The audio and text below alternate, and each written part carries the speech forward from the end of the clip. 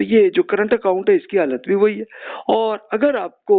ये ऑप्शन मिल जाए कि जनाब ऐसे बैंक आपको पता चल गए कि जनाब जो इंटरेस्ट नहीं कमाते, तो फिर उन बैंकों में जमा कराए ना, ये करें वहां पे। और अगर आपको ये लगा कि वो कहने को तो इस्लामिक बैंक है लेकिन उनमें स्टिल वो भी इंटरेस्ट लेते हैं, लेकिन उन्होंने बस अल्फाज चेंज किए हुए हैं और कुछ नहीं है, तो उसके लिए रिसर्च जरूर कर लिया करें। और उसके लिए मैंने तफसील से एक पिछला लेक्चर तफसील से अर्ज कर चुका हूँ, उसको सुन लीजिए कि उनके मेथड और ये जो इस्लामिक बैंकिंग कहते हैं तो वो सचमुच है कि नहीं है, इसको जरूर चेक कर लें।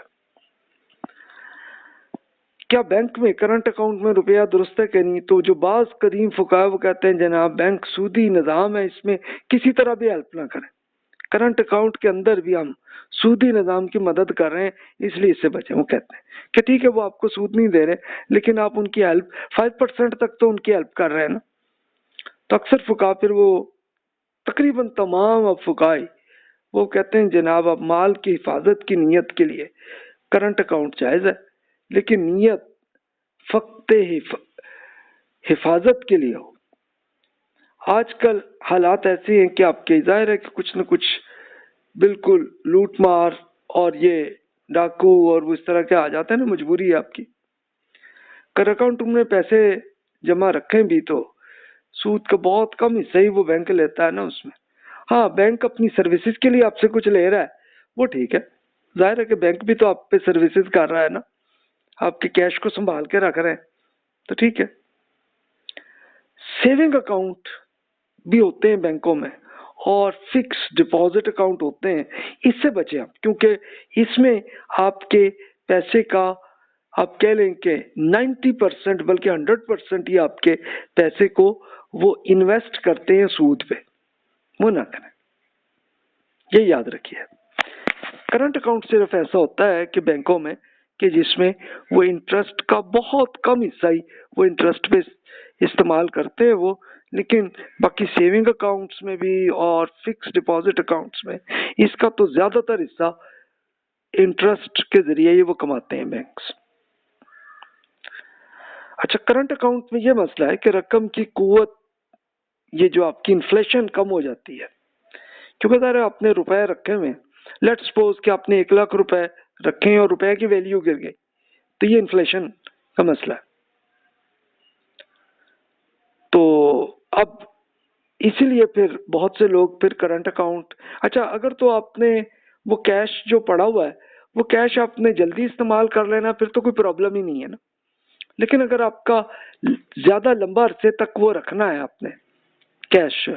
तो फिर इन्फ्लेशन की वैल्यू गिरती है, यानी लाख रुपए से वो वैल्यू गिरती है और उसकी अब वैल्यू सिर्फ 90,000 हो जाती है, यानी इन्फ्लेशन की वजह से जो चीजें आपने परचेज करनी है वो महंगी हो चुकी होती है। तो इसके लिए फिर स्कॉलर्स आपके लिए ये हल करते हैं कि जनाब आप फॉरेन करंट अकाउंट बना लें। फॉरेन करंट अकाउंट में आप किसी और मुल्क की करेंसी की जो कि स्टेबल रहती है, कि जिसकी वैल्यू नहीं गिरती ज्यादा, मसलन डॉलर है या यूरो है, अमेरिकन डॉलर या यूरो है, तो उसमें आप अपना अकाउंट बना लें, तो फिर आपकी चलो आमदनी महफूज रहेगी आपकी, इसमें सूद ना कमाए, बल्कि आपका जो दूसरी करेंसी में आप कर लें। और उसके लिए या फिर एक ऑप्शन आपके लिए ये भी है कि आप जनाब के पास बड़ा, मिसाल के तौर पे आपके पास कोई 10-15 लाख रुपए है आपके हाथ में, तो आप उसके लिए डॉलर या यूरो में अकाउंट बना लें। और ये अगर नहीं कर रहे तो, या बैंक आपको इजाजत नहीं दे रहे उसकी, तो फिर आपके पास एक ऑप्शन ये भी है कि आप जनाब बिल्कुल कीमती धातें जैसे सोना है, सोना ले लें और उसके लिए बैंक में आप फिर एक लॉकर ले लीजिए, उसका किराया दे दें आप बैंक को और उसमें रखें अपने सोने को, रखे चलो उसमें आपके, अब वो रिस्क नहीं ना रहा कि आपके अपने घर में तो सोना उस पर चोरी हो सकती है, डाकू भी आ सकते हैं, लेकिन चलें बैंक्स ने अच्छी तरह से लॉकर संभाले रखे होते हैं, तो चलो लंबे अरसे तक आपका, अब जाहिर है कि सोने की वैल्यू तो